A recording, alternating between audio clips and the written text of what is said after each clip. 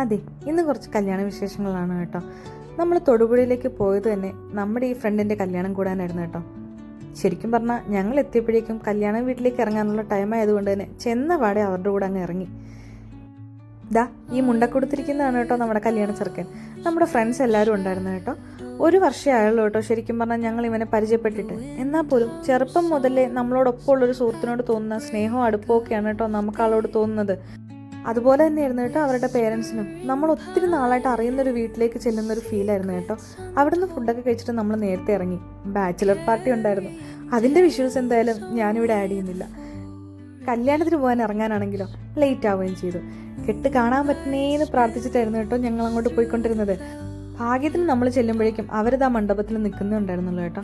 ഗുരുവായൂരൊക്കെ അമ്പലത്തിൽ കാണുന്ന പോലെ ഒരു മണ്ഡപമായിരുന്നു കേട്ടോ. ഒരുപാട് കല്യാണങ്ങൾ അവിടെ നടക്കുന്നുണ്ടായിരുന്നു. കല്യാണം കഴിഞ്ഞ സ്ഥിതിക്ക് പിന്നെ നമ്മുടെ ഉദ്ദേശം സദ്യ കഴിക്കലാണല്ലോ. അപ്പം നമ്മൾ നേരെ സദ്യ കഴിക്കുന്ന സ്ഥലത്തേക്ക് പോവാണേ.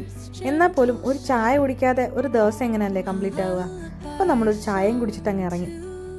പിന്നെ നേരെ സദ്യ കഴിക്കാനാണ് കേട്ടോ പോയത്. അവിടെയും ചെറിയ ചടങ്ങുകളുണ്ടായിരുന്നേ. സദ്യ കഴിക്കുന്ന സന്തോഷത്തിൽ വിഷ്വൽസ് ഒന്നും എടുക്കാൻ പറ്റിയില്ല. വൈകുന്നേരം വീട്ടിലും ചെറിയൊരു പരിപാടി ഉണ്ടായിരുന്നു. ദാ നമ്മുടെ ചെറുക്കനും പെണ്ണും ഫോട്ടോഷൂട്ടിലാണ്. എന്താണല്ലേ, എത്ര പെട്ടെന്നാണ് നമ്മുടെ ലൈഫിലേക്ക് ഓരോരുത്തർ കടന്നു വരുന്നതും നമുക്ക് ഏറ്റവും പ്രിയപ്പെട്ട ചുരുക്കം ചിലരിൽ ഒരാളായി മാറുന്നതും. നമുക്ക് അങ്ങനെ കിട്ടിയൊരു സുഹൃത്താണ് കേട്ടോ ഇവനും. പരിപാടി തുടങ്ങുന്നൊരു ഗ്യാപ്പിൽ വെറുതെ ഒന്ന് പുറത്തേക്ക് ഇറങ്ങിയതാണ് കേട്ടോ ഞങ്ങൾ. വീടിൻ്റെ പുറത്തേക്ക് ഇറങ്ങുമ്പോൾ കാണുന്ന കാഴ്ചകളാണ് കേട്ടോ ഇത്. ഇവിടെ വെറുതെ നടക്കാൻ തന്നെ എന്തോ ഒരു സന്തോഷം തോന്നും. അത്ര മനോഹരമായ കാഴ്ചയാണ് ചുറ്റുമുള്ളത്. അപ്പോൾ വീണ്ടും അടുത്ത വിശേഷമായി കാണും വരയ്ക്കും ടാറ്റാ.